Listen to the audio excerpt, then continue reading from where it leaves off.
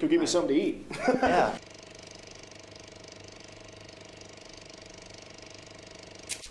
The slow songs, you got a lot more things you could do to make it powerful. If it's fast, the only thing that makes it powerful is the speed. But in a slow song, I mean, you can use the vocals, the drums, leads to make it powerful. You know, there's all kinds of things you can do in a slow song, where in a fast song you can't do those because it's already fast, and no, that stuff just won't fit in it. You can't play that faster without losing your sound, because it will get one huge mess, I guess.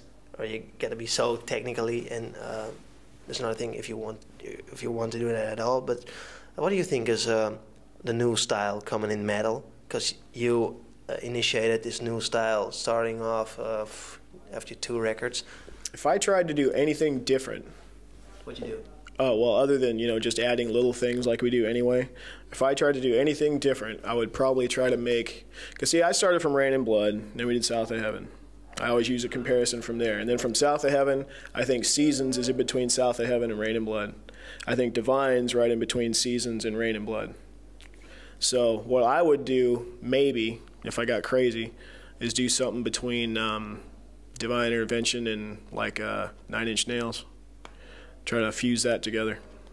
What's that with 9 Inch Nails? Everybody's crazy about 9 Inch Nails. I'm not crazy about 9 Inch Nails as a whole. I like some of their songs, but some of their aggression is different than ours, and I haven't listened to it enough to figure out what it is I can use from both of them to make them cool and make it maybe a new sound. Who knows? But some of the stuff that he does, it just blows me away. It's a different aggression than we have, and if we could harness another aggression and put it in with our aggression, you're kind of staying the same but adding, like I like to do. Yeah. Suppose that's what you would do. Suppose I would be in this band and we didn't have any music left yet. We were trying to make up something. What would you do if you wouldn't play a Slayer? Well, that's a hard question, because when I was a kid, it was easy, because I wasn't anything and I had to be something different.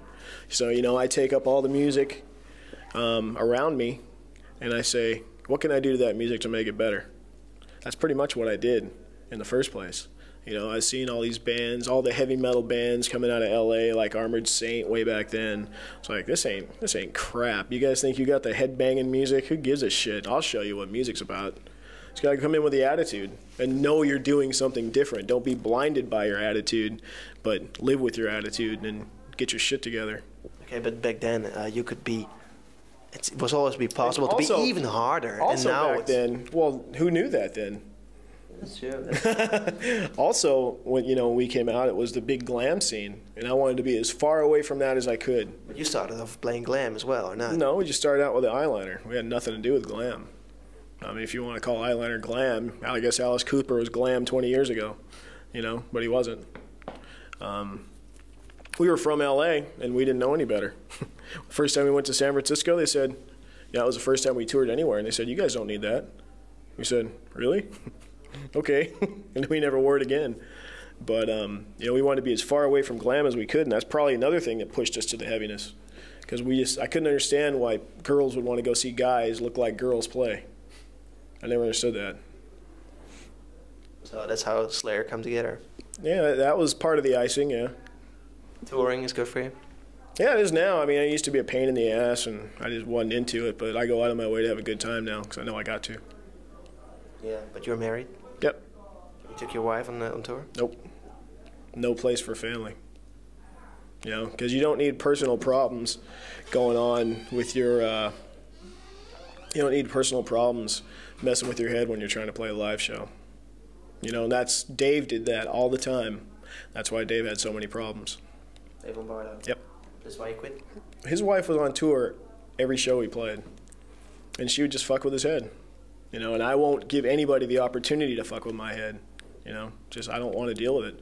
I want to like my family and like them the way they are. I don't want them to get on tour and turn into monsters, I thought Dave Lombardo quit because he had enough of playing metal.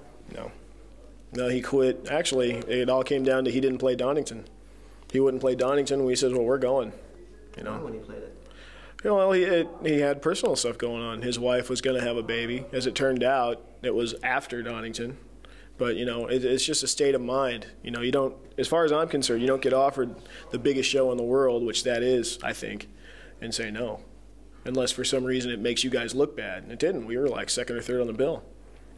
You know, and you know, show you the dedication in reverse, I was over here doing something as stupid as a little press thing for like 2 weeks. You know, we were doing a press run in Europe, but my wife had a baby while I was gone.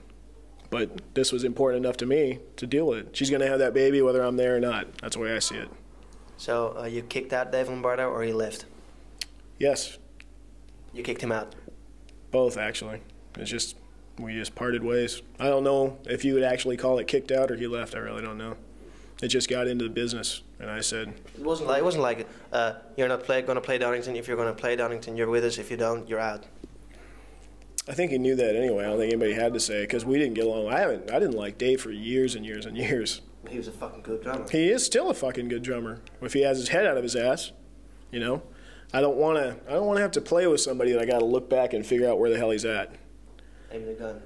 Yeah, well, just so I know where I'm at to continue playing, because when he messes up, it just don't make him look bad. It makes the whole band look bad.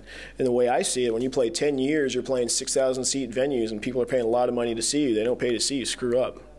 You know, I want to be the best I can be. I want to put on the show that they expect to see. One more thing, especially during Raining Blood, Slayer had this right-wing Nazi image. Yeah, we still got it. Are you Nazis? No. Jeff is very much into World War II Germany. That's where it all comes from. But he's not a Nazi. I call him Nazi because he's German. You know, that's what I call all my German friends. Like, I got a bartender in California. His name's Mike Knopf, you know, Knoff, so I call him Nazi Mike. But, you know, got a lot of Nazi friends. Yeah. I got a lot of German friends.